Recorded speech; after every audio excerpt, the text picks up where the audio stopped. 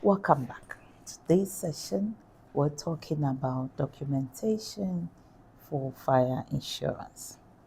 Now, when you talk about documentation from the purchaser to the insurer, there must be documentation. What shows that there's a contract of fire insurance? So, one of the very, very important documents is called the proposal form. Now, in another section, we'll look at the proposal form very well. But today, what we want to talk about is the proposal form being the basis of the contract. The proposal form gives you the opportunity to put all these things that I have earlier said, the location of the premises, your personal details, what you're doing, what you use the premises for. The proposal form gives you the opportunity to put in it exact description of the building. It gives you opportunity to put the value in there. The proposal forms give you the opportunity to put the values of the content and everything in there. So we spoke about the requirement being the materials used for the building. All those are put in the proposal form. Again, proof of valuation. If the house is valued, do you have the proof of it? If the receipts of the purchase, do you have proof of it? Especially when it comes to business entity. I promise that I'll come back to do a full teaching on insurance and business premises.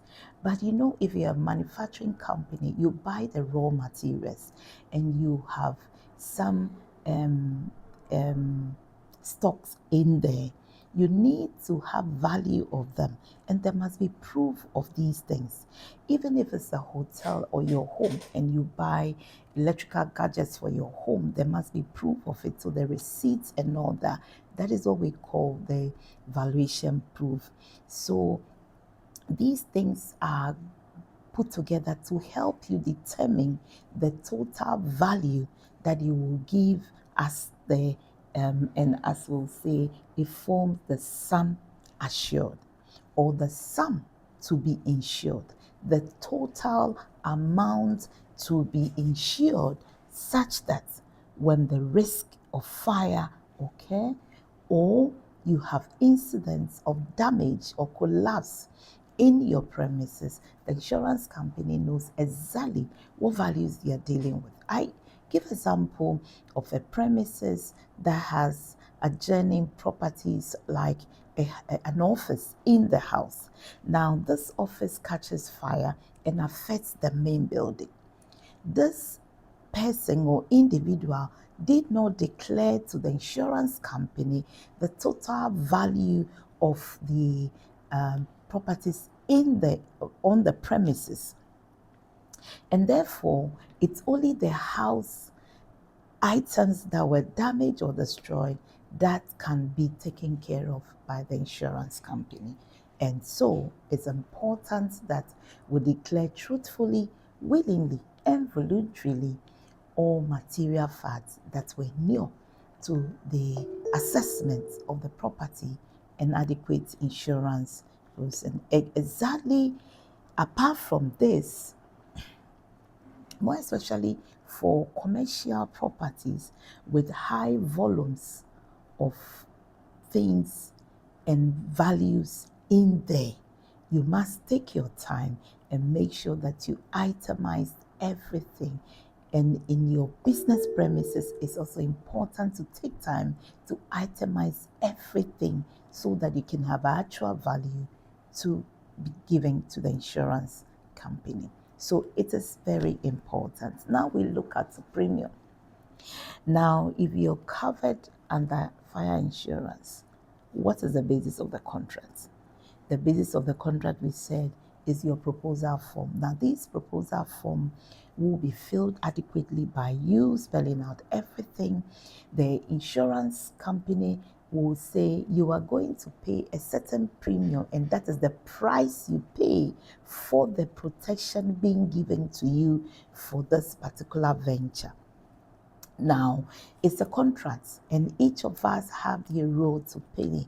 If I am the insurer, I have my role to play by giving you first the proposal form to give me the details, and that is what I will use to assess whatever I'm covering or I'm coming to insure. It's very critical. Now, then I tell you what amount you have to part with, and that is the price you pay, the premium. It is called premium. Haven't paid the premium. The next documentation will be that I give you a receipt to show that indeed I have accepted to take up the responsibility of a fire outbreak in your premises. Beyond the receipt, I give you what is called a policy document. This policy document, and then a certificate in the case of commercial fire insurance. Now let's pause a bit for the commercial fire insurance. This is mandatory. In Ghana, one of the important protection that even the government assent to is commercial fire. So any premises that you have people in and out, business premises, a shopping center, a hotel, a hostel, a church premises, a school, you need to have compulsorily a fire insurance. Now, when you do the fire insurance, one of the documents given to you is called a fire insurance certificate. Then again, we look at the policy document. Very important.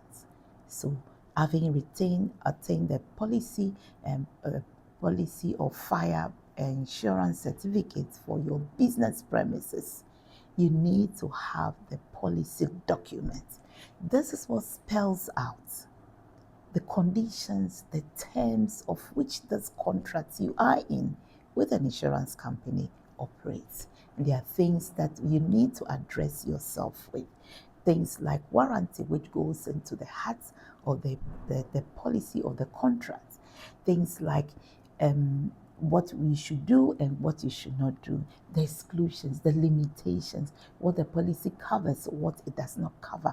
All these things are spelled out in the policy document. Indeed, you will see a reflection or a schedule which shows the things that you put on the proposal form.